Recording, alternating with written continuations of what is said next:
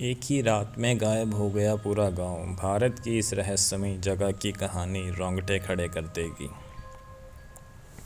भारत की पारंपरिक ज़मीन में कई ऐसे राज दफन हैं जो कई वर्षों या कई सदियों बाद आज भी उसी तरह ताज़ा और अनसुलझे हैं जितने पहले कभी हुआ करते थे। यह रहस्य कुछ ऐसे हैं जिन्हें जितना सुलझाने की कोशिश होती है यह उतने ही उलझते जाते हैं। ऐसा ही एक राज राजस्थान के जैसलमेर ज़िले के कुलधरा गांव में भी दफन है। यह गांव पिछले 170 सालों से वीरान है। एक ऐसा गांव जो रात ही रात में वीरान हो गया और सदियों से लोग आज तक यह नहीं समझ पाए कि आखिर इस गांव के वीरान होने का राज क्या था। दोस्तों, मैं प्रदीप, आपका स्वागत है हमारे इस चैनल पर। अगर आप नए हैं तो कृपया हमारे इस चैनल को लाइक, सब्सक्राइब और शेयर करना मत भूलिएगा। तो चलिए शुरू करते हैं।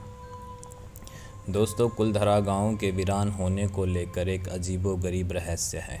दरअसल कुलधरा की कहानी शुरू होती है आज से 200 साल पहले, जब कुलधरा खंडर नहीं बल्कि एक आसपास के 84 गांव पालीवाल ब्राह्मणों से आबाद हुआ करता था। लेकिन फिर जैसे कुलधरा को किसी की बुरी नज़र ही लग गई। वो शख्स था रियासत का दीवान सालम सिंह, अय्याज सालम सिंह, जिसकी गंदी नज़र गांव की एक खूबसूरत लड़की पर पड़ गई थी। दीवान उस लड़की के पीछे इस कदर पागल था कि बस किसी तरह उसे पा लेना चाहता था। उसने इसके लिए ब्राह्मणों पर दबाव बनाना शुरू कर दिया। हद तो तब हो गई जब सत्ता के मंद में चूर उस दीवान ने लड़की के घर संदेश भिजवाया कि यदि अगली पूर्णमासी तक उसे लड़की नहीं मिली तो वह गांव पर हमला करके लड़की को उठवा लेगा। दीवान और गांव वालों की ये लड़ाई आज एक कुंवारी लड़की के सम्मान की भी थी और अपने गांव के आत्मविश्वास की भी थी। गांव की चौपाल पर पालीवाल ब्राह्मणों की बैठक हुई और 5000 से ज़्यादा परिवारों ने अपने सम्मान के लिए रियासत छोड़ने का फ़ैसला ले लिया। कहा जाता है कि निर्णय लेने के लिए सभी 84 गांव वाले एक मंदिर पर इकट्ठा हो गए और पंचायतों ने फ़ैसला किया कि कुछ भी हो जाए अपनी लड़की उस दीवान को नहीं देंगे। अगली शाम कुलधरा कुछ यूं वीरान हुआ कि आज परिंदे भी उस गांव की सरहदों में दाखिल नहीं होते। कहते हैं गांव छोड़ते वक्त उन ब्राह्मणों ने इस जगह को श्राप दे दिया था। आपको बता दें कि बदलते वक्त के साथ 82 गांव तो दोबारा बन गए, लेकिन 2 गांव कुलधरा और खांबा तमाम कोशिशों के बाद आज तक आबाद नहीं हो पाए। ये गांव अब भारतीय पुरातत्व के संरक्षण में है, जिसे दिन की रोशनी में तो सैलानियों के लिए खोल दिया जाता है, लेकिन शाम ढलते ही इसको बंद कर दिया जाता है।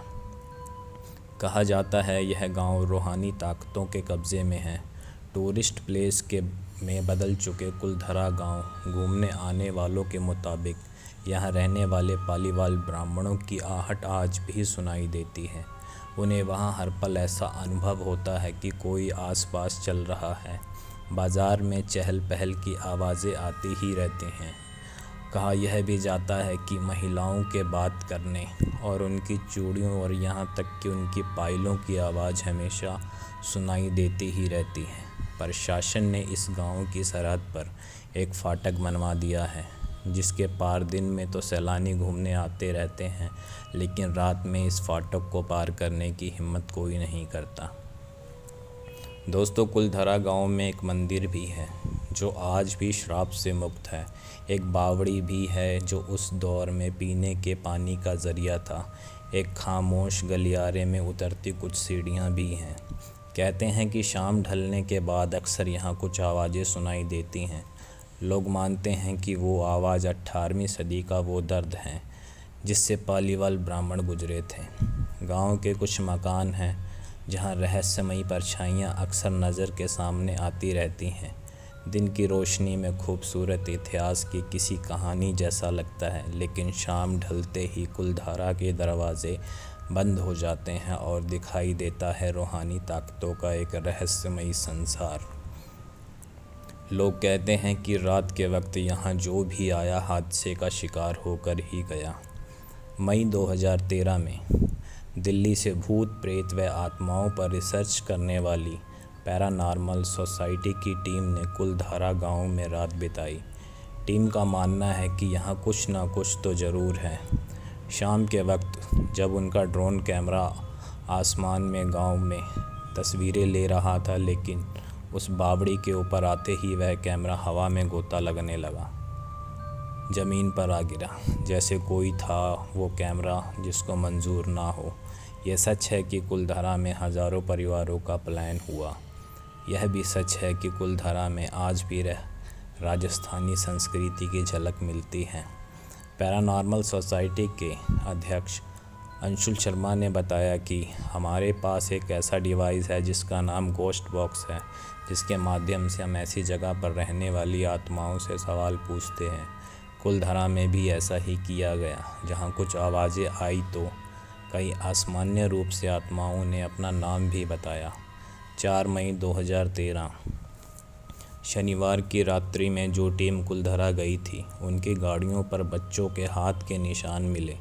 टीम के सदस्य जब कुलधारा गांव में घूमकर वापस लौटे तो उनकी गाड़ियों के कांच पर बच्चों के पंजों के निशान भी दिखाई दिए, जैसा कि कुलधारा गई टीम के सदस्यों ने मीडिया में बताया था।